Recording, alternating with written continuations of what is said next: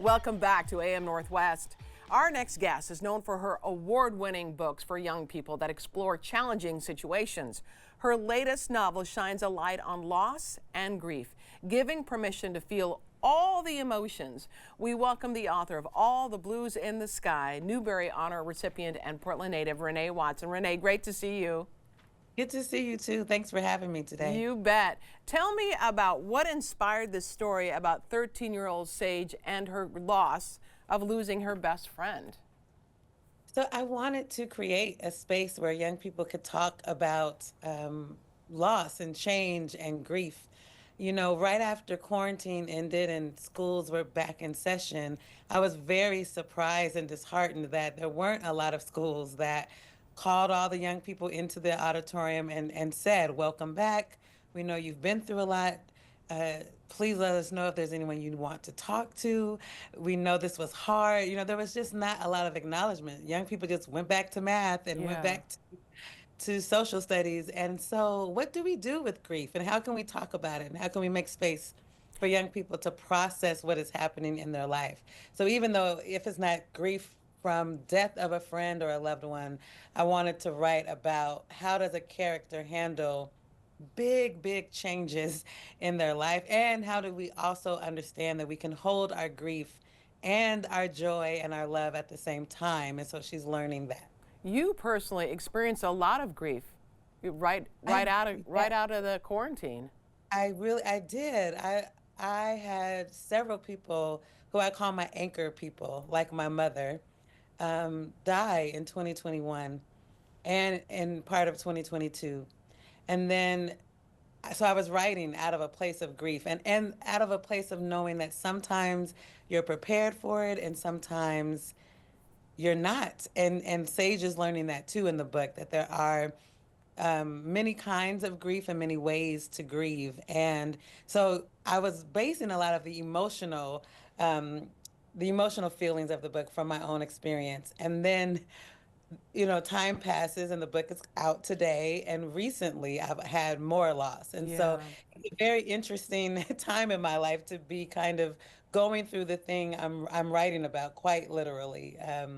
Your mentor passed away.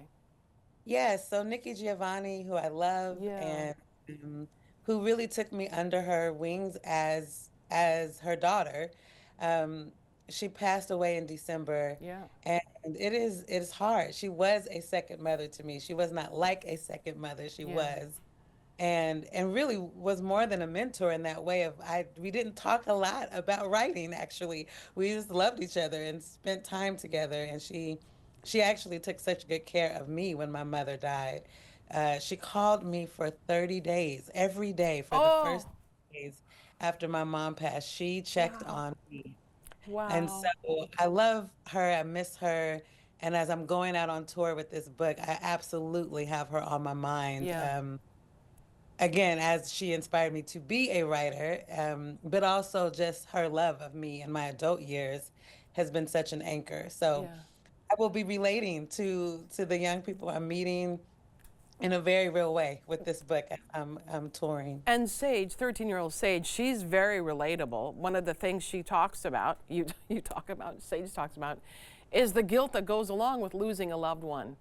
You know, the guilt that I get it. I lost someone recently as well. And the guilt that you have over what you did or didn't do during the time you had together, it hangs on. Yes, and Sage is also learning though with that guilt and getting over that. You know, there was this argument that they have right before her friend dies, and so she's I think thinking, well, does that argument erase everything?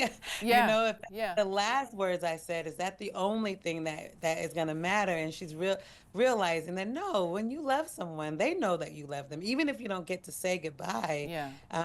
They know that you love them, and there's all this proof that's left behind that shows that they had this friendship and this relationship. So yeah, she's processing grief, but with that comes guilt and fear of loving again and making new friends. So the book also kind of teaching young people no one can replace those deep loves of our lives, but we can also love other people. Our hearts are capable of loving many, many people. Yeah. And she's learning that too. I wanted to touch on your book on Cicely Tyson, which was incredible. And also, it's been suggested, I found it reads to honor Black History Month, excuse me. This would be a great read to find out more about, for those who don't know about her, to find out more. And it's just got another award. I'm trying to remember what the award was. It got nominated for an NAACP Image Award. Yes! Yes, I'm very proud of that. The award ceremony is mid-February, so we'll know some more news very soon. But I am very honored that it's even being considered and that it got nominated. Yeah. So yeah, very proud of that book. A great and read. The illustrator is Sherry Shine. Yes, she did a great job. You did a fantastic job as well. I want to tell everyone, All the Blues in the Sky. Renée Watson, thank you so much. Always great to talk with you. Thank you. Good to talk with you too.